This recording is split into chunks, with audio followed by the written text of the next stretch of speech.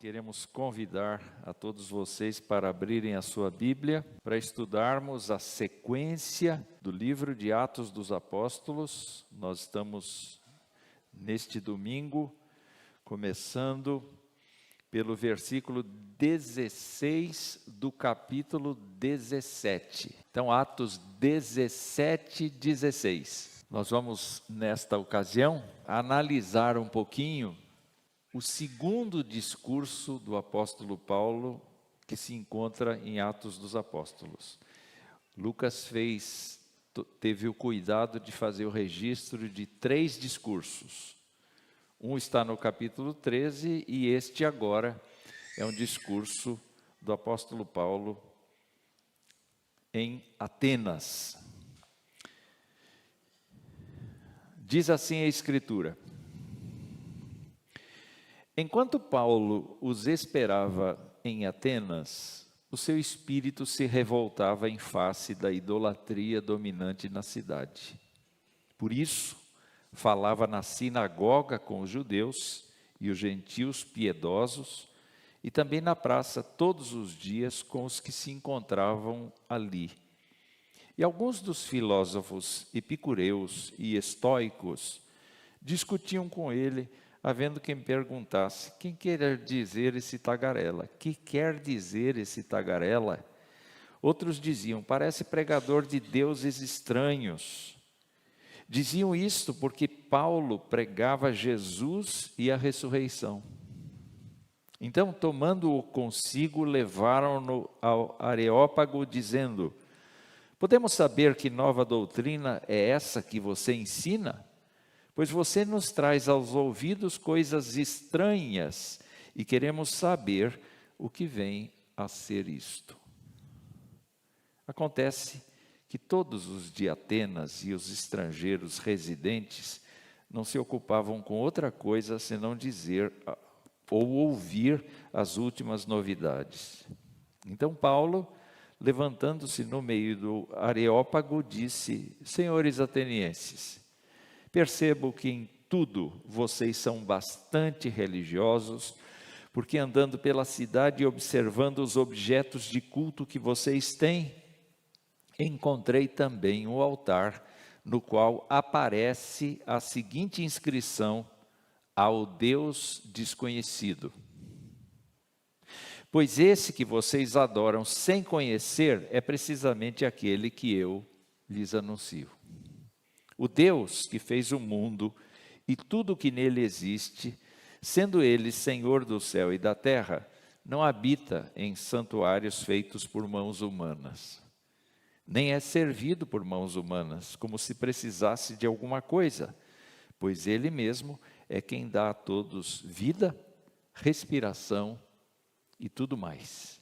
De um só homem fez todas as nações para habitarem sobre a face da terra, havendo fixado os tempos previamente estabelecidos e os limites da sua habitação, para buscar em Deus, se porventura tateando-o possam achar, ainda que não esteja longe de cada um de nós. Pois nele vivemos, nos movemos e existimos, como alguns dos poetas de vocês disseram.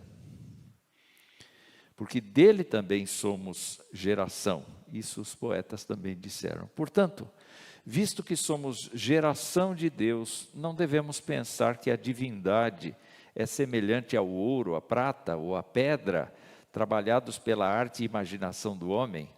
E Deus não levou em conta os tempos de ignorância, mas agora Ele ordena a todas as pessoas em todos os lugares que se arrependam, porque Deus estabeleceu um dia em que julgará o mundo com justiça por meio de um homem que escolheu e deu certeza disso a todos, ressuscitando-o dentre os mortos. Quando ouviram falar da ressurreição de mortos, uns zombaram e outros disseram: a respeito disso ouviremos você em outra ocasião. A essa altura, Paulo se retirou do meio deles. Houve, porém, alguns homens que se juntaram a ele e creram. Entre eles estava Dionísio, o Areopagita, uma mulher chamada Dâmaris, e com eles mais algumas pessoas. Que Deus nos abençoe. Pai querido, nosso Deus, nós colocamos diante de Ti a nossa vida, para que o Senhor use de misericórdia, use de graça, use de poder, para com a nossa mente, para com o nosso coração, e que, ó Pai, examinando a Tua palavra, nós consigamos perceber nela o que o Senhor deseja para nós. Nós Te louvamos muito, porque a Tua palavra registra com toda a propriedade que a mensagem central da vida do apóstolo Paulo foi Jesus Cristo, morto na cruz, ressuscitado ao terceiro dia para nossa salvação. E nós suplicamos que o Senhor nos abençoe nesta fala que vamos ter a partir de agora, em nome de Jesus. Amém. Meus irmãos, o apóstolo Paulo chegou em Atenas fugido da perseguição que aqueles de Tessalônica fizeram contra ele em Tessalônica e depois foram a Bereia para persegui-lo novamente. E a Bíblia nos diz no final do trecho anterior, o versículo de número 15, que os responsáveis por Paulo levaram-no até Atenas e regressaram trazendo ordem a Silas e Timóteo para que fossem encontrá-lo o mais depressa possível. Paulo então estava sozinho, como cristão, sozinho.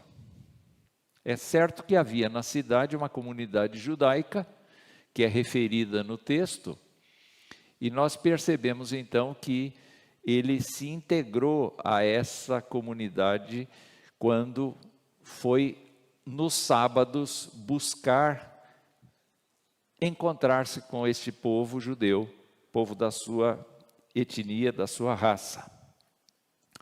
Entretanto, nós observamos que ele estava num palco, num cenário, num local completamente diferente de tudo aquilo que ele tinha vivido até então.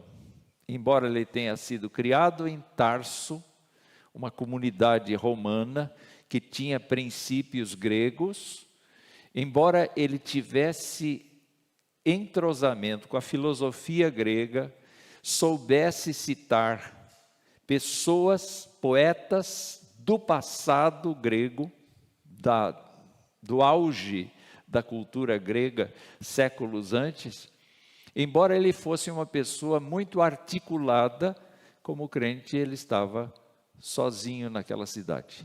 E o que é que ele fez? Ele, naturalmente, foi andar. Como Jonas, ele percorreu a cidade. Não é? Essa cidade leva o nome de uma deusa.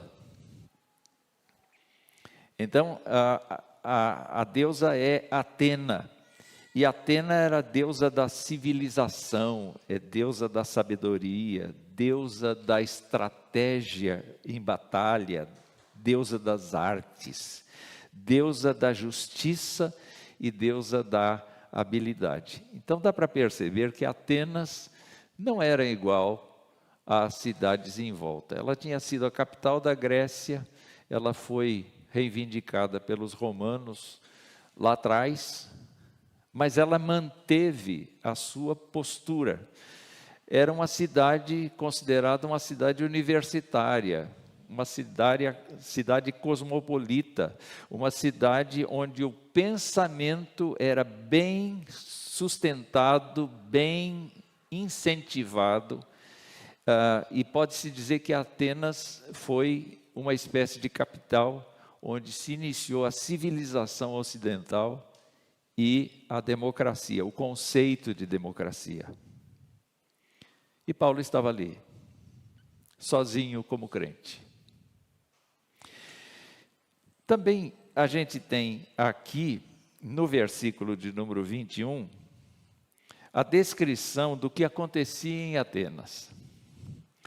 O verso 21 diz: acontece que todos os de Atenas e os estrangeiros residentes não se ocupavam com outra coisa senão dizer ou ouvir as últimas novidades.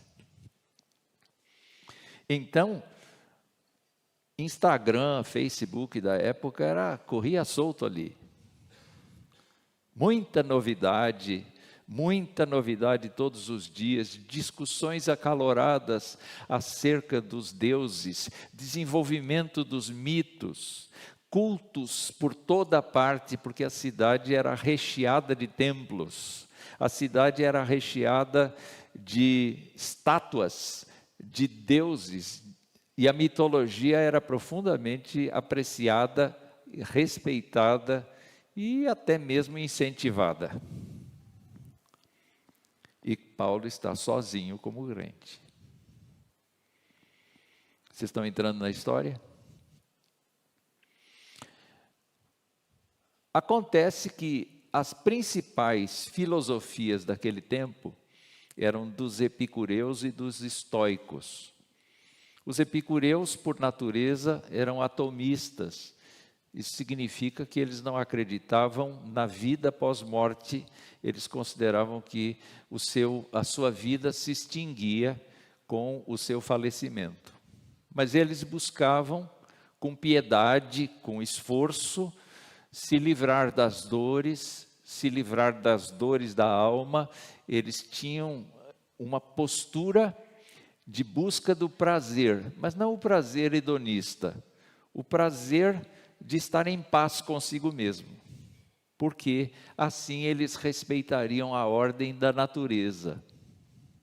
Em outras palavras, convivendo com a natureza, eles teriam paz. Já viram esse movimento assim?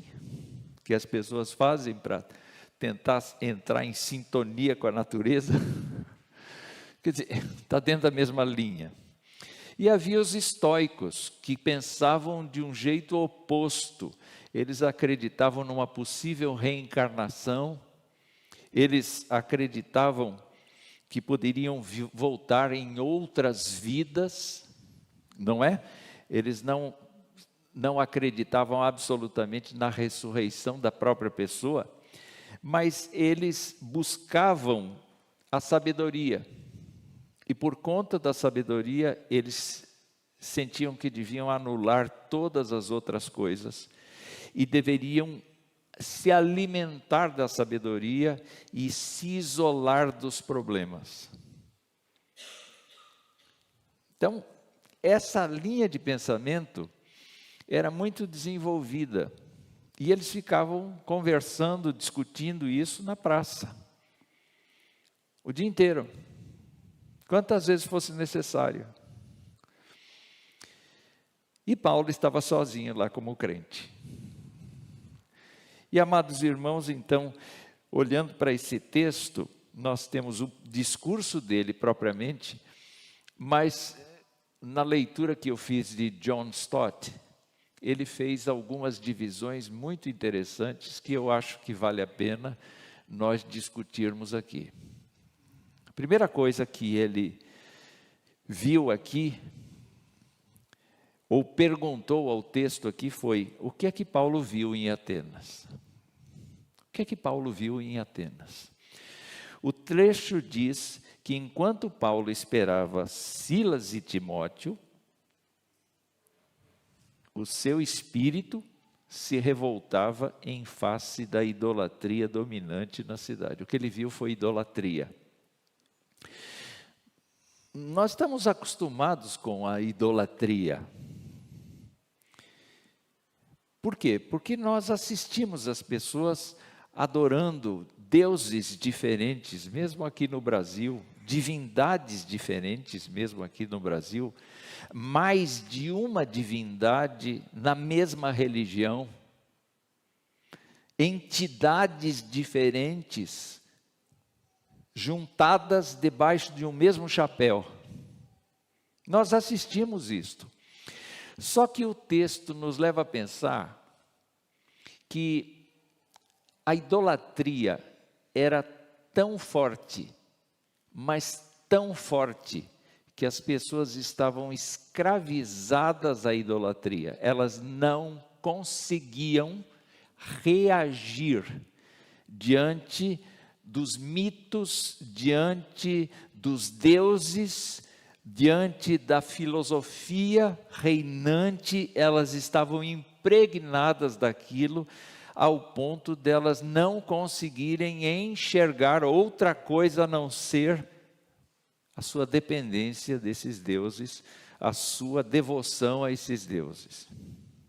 O apóstolo Paulo, nas suas andanças, ele declarou aos romanos que, como as pessoas preferiram glorificar a criação e não o Criador, Deus lhes deu um entorpecimento de mente.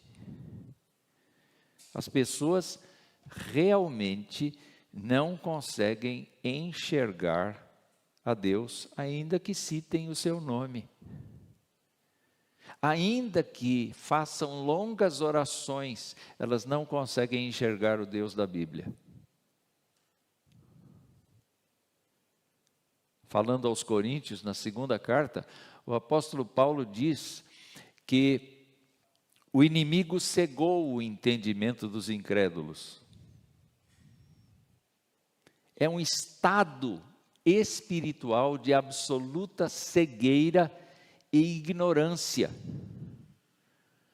Ainda que a pessoa mencione Deus, Jesus Cristo, ainda que a pessoa mencione versículos da Bíblia, ainda que a pessoa esteja familiarizada com os termos cristãos, aquilo não faz o menor sentido espiritual para elas.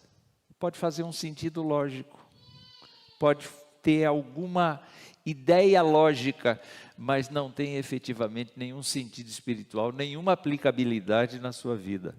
É um entorpecimento espiritual que mostra que a pessoa está totalmente fora da realidade em relação a Deus. Quando a gente fala de Deus para as pessoas, elas imaginam tudo, menos o conceito bíblico do ser de Deus. Foi isso que Paulo viu, andando pela rua, vendo as pessoas discutindo, olhando para os prédios, olhando para a situação das pessoas. Ele viu a miséria das pessoas, a ignorância das pessoas. O nosso mundo é assim. As pessoas podem ser peritas em filosofia, matemática, geometria, física quântica, sei lá o quê. Elas podem ser peritas no entendimento das enfermidades do corpo. Elas podem ter entendimentos, porque Deus deu para a gente o espelhamento da sua imagem e semelhança. Mas efetivamente, queridos irmãos, as pessoas estão cegas para Deus. E Paulo viu essa gente totalmente escrava da ignorância em relação a Deus. Mas ele é um apóstolo. E ele não está ali a passeio. Eu fico imaginando, eu não consigo imaginar o Paulo andando pelos templos ali, olhando, tirando fotografia,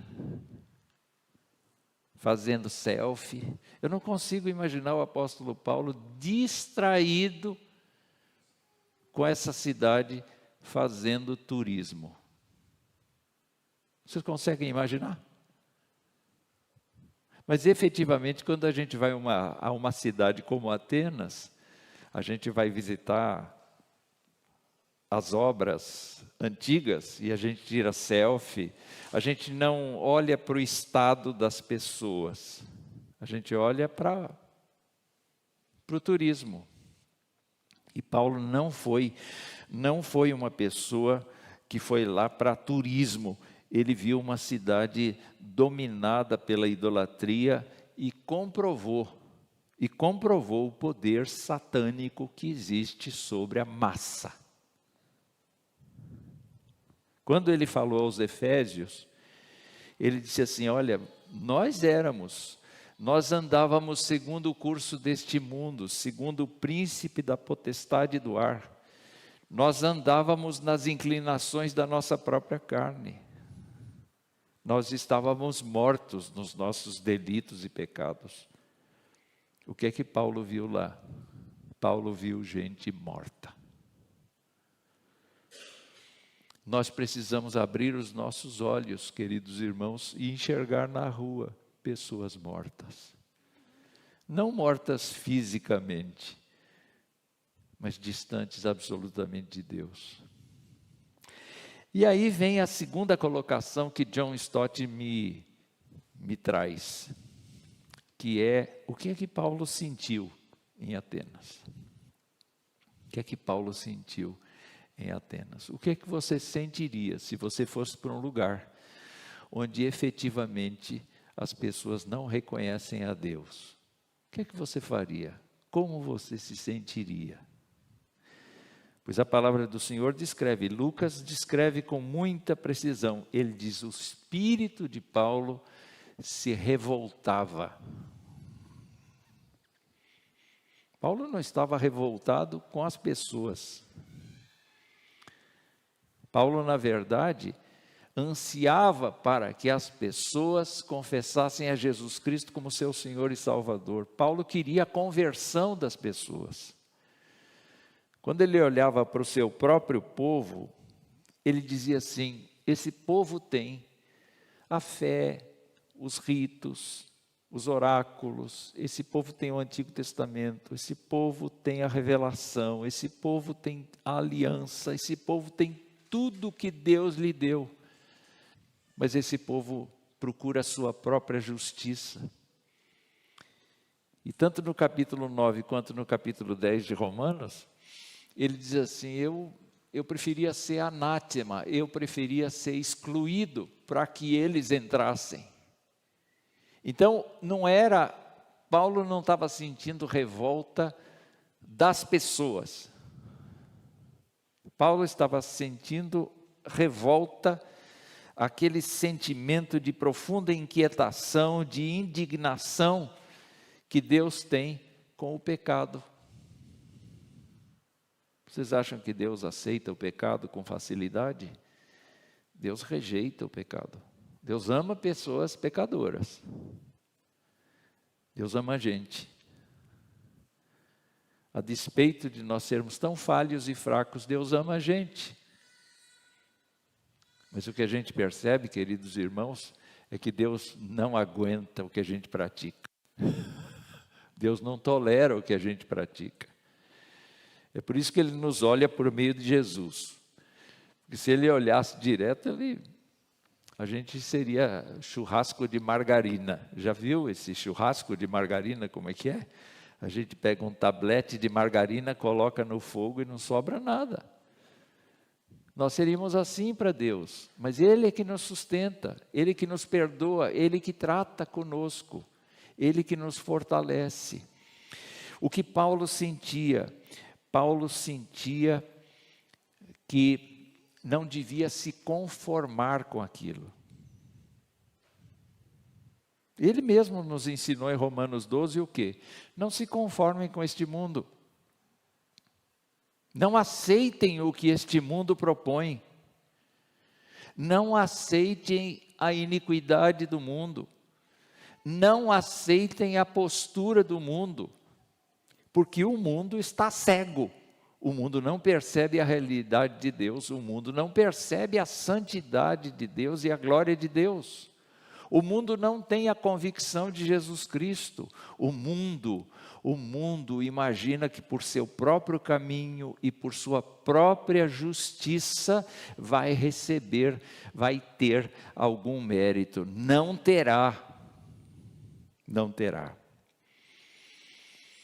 A terceira coisa, antes eu queria falar um pouquinho, lembrar de Jesus. Vocês lembram do sentimento que Jesus Cristo teve quando chegou próximo de Jerusalém, antes da última Páscoa? Ele chegou, olhou para Jerusalém e ele chorou. E chorou por quê? Porque as pessoas eram más? Não resta dúvida, mas ele chorou porque ele viu que as pessoas não o queriam. As pessoas não queriam o conselho de Deus, as pessoas não queriam a Deus. Ele chorou por causa disso. Eu imagino que esse sentimento tomou conta do coração de Paulo. Eu queria pedir para vocês refletirem sobre o que vocês sentem quando vocês vão para um lugar onde vocês percebem que as pessoas estão idolatrando ídolos, as pessoas estão construindo em cima de líderes humanos a sua confiança, em que as pessoas estão defendendo ideologias, as pessoas estão se matando por causa de exercício de poder. O que vocês sentiriam? O apóstolo Paulo sentiu essa revolta interior, e a gente sabe que isso veio do coração de Deus. A gente sabe que não foi uma ira contra as pessoas, mas foi uma ira contra o pecado dominante na vida das pessoas. A terceira coisa que a gente pergunta ao texto: o que é que Paulo fez em Atenas? Ele era um crente sozinho em Atenas. O que é que você faria se estivesse sozinho em Atenas? Ninguém compartilhando com você o cristianismo. Embora você tivesse uma comunidade judaica lendo a lei, a Torá, mas sem compreensão do Messias. Só você. Só você. Eu fico impressionado com o fato de que nunca um crente está sozinho.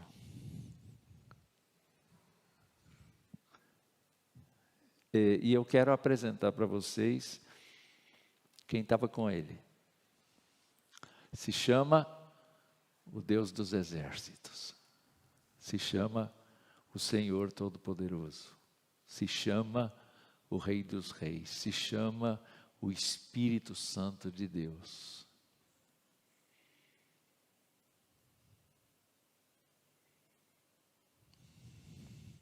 Quando Jesus disse: olha, vão pelas nações, preguem o Evangelho, quem crer e for batizado será salvo.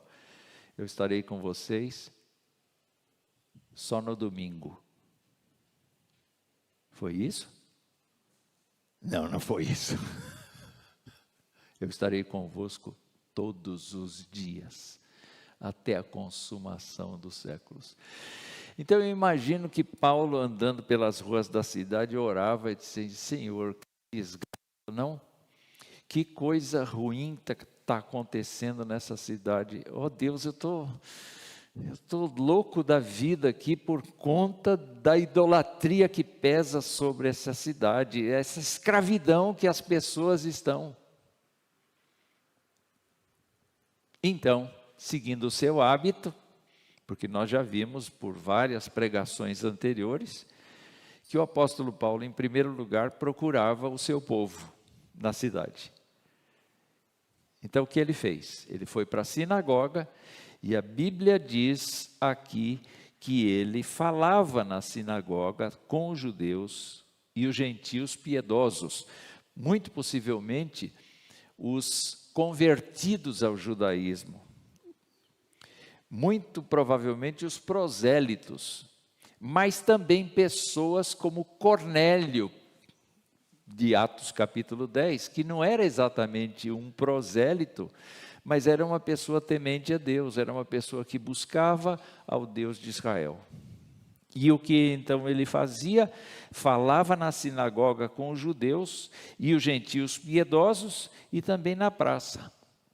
na sinagoga quando havia reunião e todos os outros dias na praça. Caminho dele, ir para a praça. E o que ele fazia? Paulo era um apologeta, Paulo era uma pessoa que gostava da discussão. Então ele chamava as pessoas para conversa. Nós vamos ver pelo discurso dele que ele entendia da poesia ateniense, da poesia grega. Então, ele era um homem de múltipla conversa, era um homem aberto. Quando ele falou a respeito das estratégias que ele usava, ele dizia: eu me fiz forte para com os fortes e fraco para com os fracos. O que isso quer dizer? Eu usei da lei de Deus com quem entendia da lei de Deus, e eu usei argumentos da consciência de quem não tinha a lei de Deus. E foi o que ele fez. Nós precisamos saber, meus irmãos, que muitas vezes o nosso encontro com pessoas que não conhecem nada do Evangelho precisa ser uma conversa que comece a partir de uma postura de aceitação do outro e de um discurso que tenha sentido para o outro. Quem convence é o Espírito Santo de Deus. A gente só conversa, a gente anuncia. E a Bíblia nos conta aqui que o que ele falava. O que ele falava? Ele pregava, diz a Escritura, que ele pregava Jesus e a ressurreição. O assunto dele era Jesus e a ressurreição. O que a gente deve ter na mente como nossa pregação? Nós não precisamos falar com ninguém, inicialmente, a respeito do inferno. Não precisamos falar com as pessoas a respeito de boas obras. Não precisamos falar com as pessoas a respeito de ética de conduta. Não. Você tem que ser assim, tem que ser assado para ser crente. A gente tem que apresentar Jesus. A gente tem que dizer: olha, Jesus Cristo veio à terra, morreu por sua causa, no seu lugar, mas ressurgiu dentre os mortos. Esse é o conteúdo essencial do Evangelho. Esse é o conteúdo essencial do Evangelho. E aí, olhando para esse trecho, a gente vê então que ele dissertava na sinagoga com os judeus e ele apresentava o que para os judeus? Vocês se lembram que quando Jesus Cristo ressuscitou, ele se encontrou com dois discípulos que iam para o caminho de Emaús? E o que ele fez? Ele foi pegando o Antigo Testamento e mostrando para eles onde constavam promessas a respeito dele, profecias a respeito dele. Ele foi mostrando passo a passo como é que o povo podia ver a sua presença no Antigo Testamento. É aquilo que eu estou chamando de leitura cristológica do Antigo Testamento.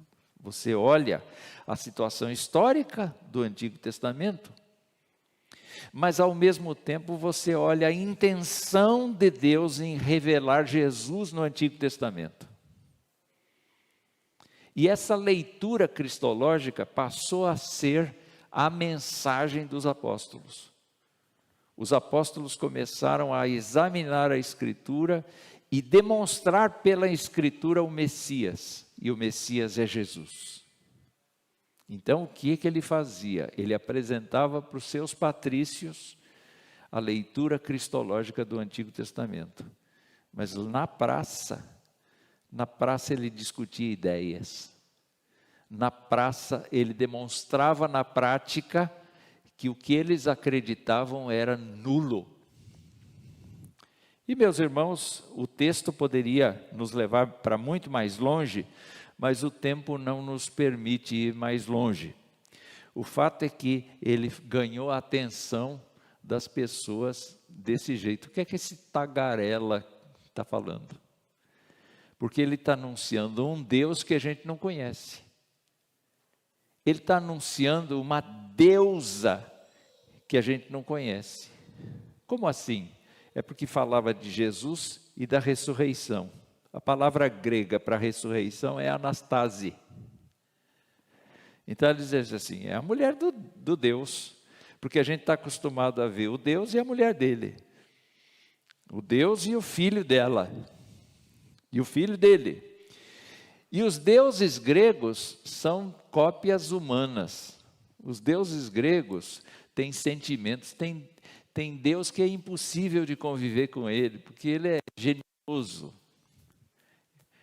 Tem Deus que é sem vergonha, imoral. E eles acreditam em todos eles como divindades. Então você fica pensando, dá para acreditar num negócio desse? Mas eles acreditavam piamente. O que esse tagarela está dizendo? Ele está anunciando alguma coisa diferente que a gente não conhece. Vamos levá-lo para o conselho. É porque a sociedade de Atenas tinha um conselho que resolvia as questões de religião, as questões de moral e as questões de educação. Não era qualquer pessoa que falava lá. Tinha uma censura. E a Bíblia nos mostra então que eles levaram o apóstolo Paulo. Alguns questionam, será que ele foi preso? Não, acho que não. Ele não teria sido preso, não. Mas ele compareceu perante um auditório, não é? Não precisa ser necessária no Monte de Marte, que era o Areópago, lugar físico, mas era o Areópago do conselho.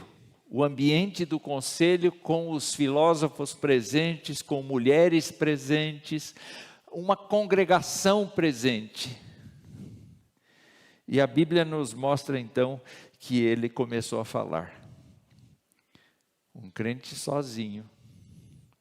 Onde é que ele está agora? Ele está no lugar principal da cidade, no fórum intelectual da cidade. Talvez ele tenha lembrado que Deus tinha dito para ele, olha, eu vou te colocar na presença de reis, eu vou te colocar na presença de gente que tem autoridade, você vai ser para mim um vaso, você vai aprender o que é sofrer, mas eu vou te colocar em lugares importantes para você falar. Talvez ele tenha lembrado naquele dia, chegou a hora de discursar na frente dessa gente aqui. E ele sabia que ele estava na frente de quem não entendia, ele sabia que estava na frente de gente que escarnecia dele, ele estava não na frente de gente amada como vocês. Vocês já falaram para um auditório que não te quer? Já falaram para um auditório que se revolta com as tuas palavras? A gente às vezes vê notícia das nossas autoridades entrando em alguns auditórios e não conseguindo abrir a boca porque a multidão vai contra direto. O apóstolo estava lá. Estava sozinho, irmãos? Ele estava sozinho? Não. Ele estava cheio do Espírito Santo de Deus. É aí que a gente entra no discurso. E olha o que Paulo disse no Areópago. Ele começa chamando a atenção das pessoas. Por isso que a gente precisa estudar homilética, né? Não é? Para chamar a atenção das pessoas. E ele começa assim: senhores atenienses. Essa linguagem é linguagem que já foi usada por outros gregos quando falaram no Areópago. Crente precisa ser pessoa que aprenda a lidar no lugar onde está e aproveitar as oportunidades. E o que ele diz é isso aqui: eu percebo que vocês em tudo são bastante religiosos. Interessante, né? Ele poderia ter dito assim: olha, Deus não aprova nada disso aqui, não, vocês vão tudo para o inferno. Mas ele disse assim: eu observei que vocês estão encharcados de religião. Eu observei que vocês estão encharcados das filosofias que reinam por aqui. E andando por todos os lugares onde vocês mesmos cultuam as suas divindades, eu vi um altar, porque eu percebi que vocês não sabem quantos deuses adorar, porque tem o altar de um Deus que vocês não conhecem. Então eu vim dizer para vocês quem é esse Deus. Eu vim dizer para vocês quem é esse Deus. E meus amados irmãos, é maravilhoso estudar o que ele vai falar agora. Mas eu só vou citar porque o tempo, infelizmente, é cruel contra nós. Não que eu tenha o que oferecer, mas é de fato que se nós parássemos para meditar em cada coisa que ele falou, vamos ficar só com o discurso por enquanto. Ele diz assim: percebo que em tudo vocês são bastante religiosos, porque andando pela cidade, observando os objetos de culto que vocês têm, dá para dizer que os altares, os templos, Paulo chamou de objetos.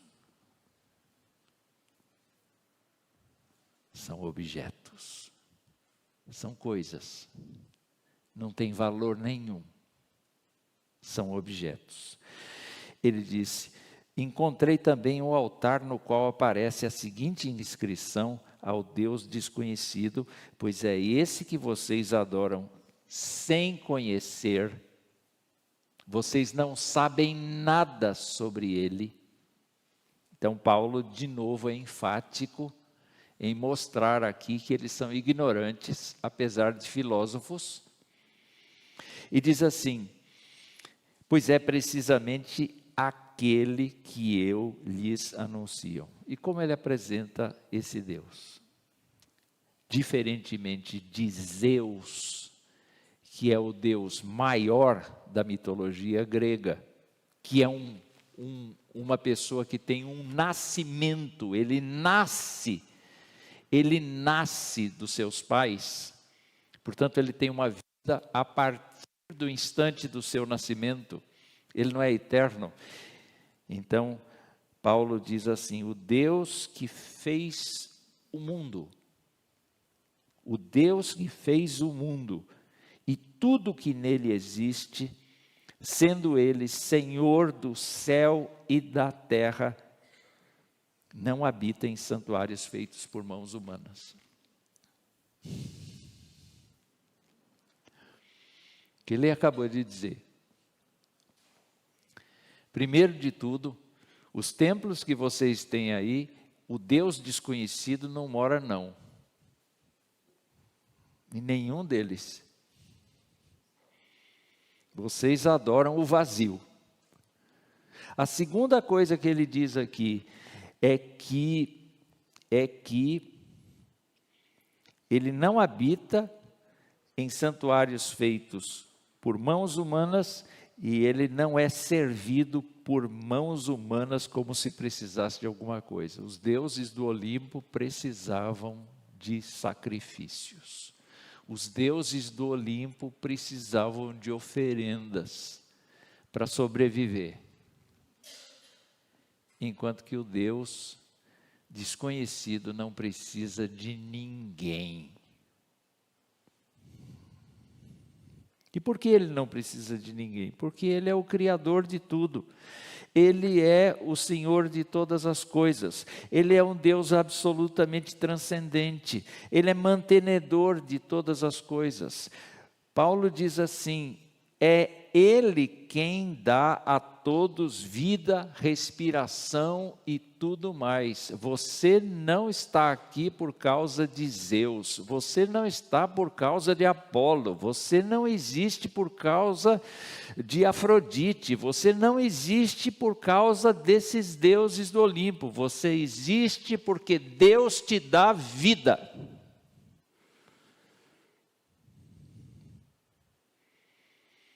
Hoje cedo eu falava da pandemia e repito o que já disse nesse púlpito, que quando acusam os governantes de matar 700 mil pessoas por conta da pandemia, ignoram o fato de quem limita a vida, não é o governante, é o Senhor. E se dentre os nossos alguém foi levado no tempo da pandemia, se não houvesse pandemia, teria sido levado do mesmo jeito.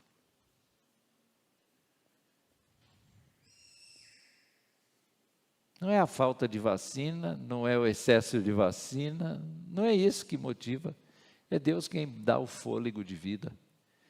E se nós estamos aqui hoje, meus irmãos, nós devemos ser gratos a Deus, porque é Deus quem está sustentando a nossa vida. E o apóstolo continua, dizendo, ele dá a todos vida, respiração e tudo mais. E aí Paulo afirma, de um só homem fez todas as nações. Paulo evoca a experiência, o relato bíblico de Adão. Porque os gregos pensavam assim, nós somos o povo especial, o resto é bárbaro.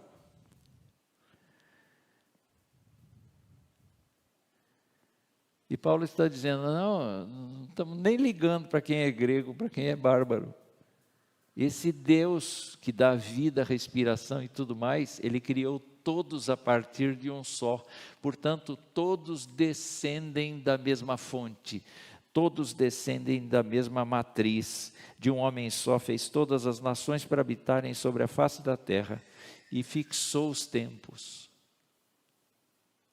Ou seja, Paulo está mostrando para eles que Deus é pai da humanidade, no sentido de que é gerador da vida de todos. Ele não é pai dos ímpios, ele é pai dos crentes, mas ele é pai de todo mundo no sentido da origem. E aí, amados irmãos, ele também diz que ele é governador de todos os povos, fixa os tempos, fixa os limites. E Paulo, então, continua o seu discurso, dizendo que Deus pode ser conhecido, ainda que Deus não seja totalmente compreendido, Deus pode ser conhecido. Porque diz assim, para buscarem a Deus, se porventura tateando o possam achar, ainda que não esteja longe de cada um de nós, pois, e aí ele cita os poetas, nele vivemos, nos movemos e existimos, como alguns dos poetas de vocês disseram, porque dele também somos geração. Portanto, visto que nós somos geração de Deus, Paulo está sozinho no Areópago, rodeado de gente incrédula, escarnecedora, mas o que ele vai dizer agora é tão sério quanto o que ele já disse anteriormente.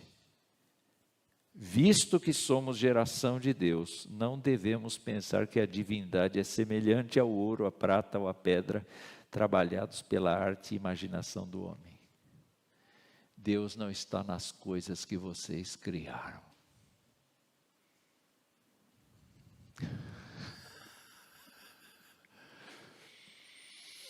Coragem, não? Que coragem, meus irmãos. Um crente precisa ter coragem. Um crente precisa ter essa coragem. E ele continua, Deus não leva em conta, ou não levou em conta os tempos de ignorância, mas agora Ele ordena a todas as pessoas em todos os lugares que se arrependam.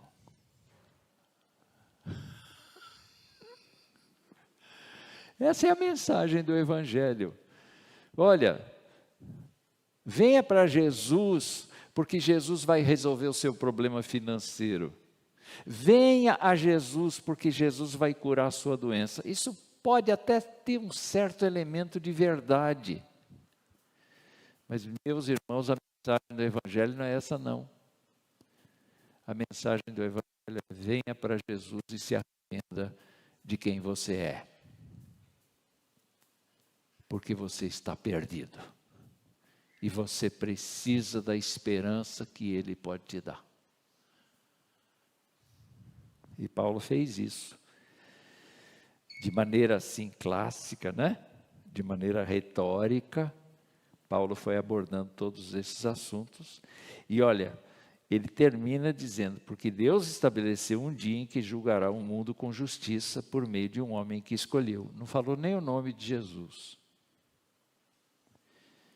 E deu certeza disso a todos, ressuscitando-o dentre os mortos. Entrou de novo a ressurreição. Para Paulo, é fundamental o crente pensar: Cristo morreu pelos nossos pecados e ressuscitou para a nossa esperança. São essas duas coisas que acontecem efetivamente. São essas duas coisas que constam da mensagem do Evangelho. E Deus vai julgar o mundo com justiça por meio desse homem. Essa é a mensagem do Evangelho. Quando eles ouviram, então, falar de ressurreição dos mortos, zombaria de um lado, tumulto, vamos parar com tudo, vamos interromper essa reunião. O que é que Paulo faz? Paulo diz assim: não, peraí. Não, ele não faz isso. O que ele faz?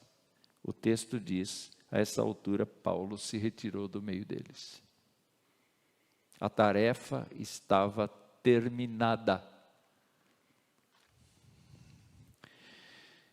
E Paulo teve sucesso ou fracasso? Um crente que se põe nas mãos do Senhor vai ter sucesso ou fracasso?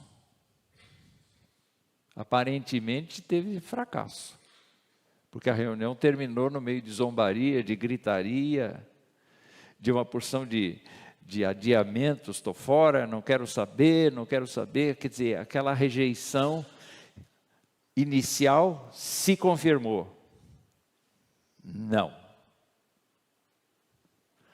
Houve sucesso.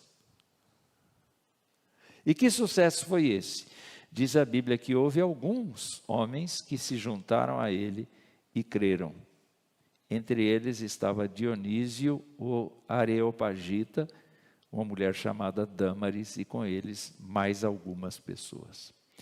Quando Eusébio, mais tarde, contou um pouco da história da igreja, disse que o Dionísio, que está aqui, era o bispo da igreja de Atenas. Paulo não ficou.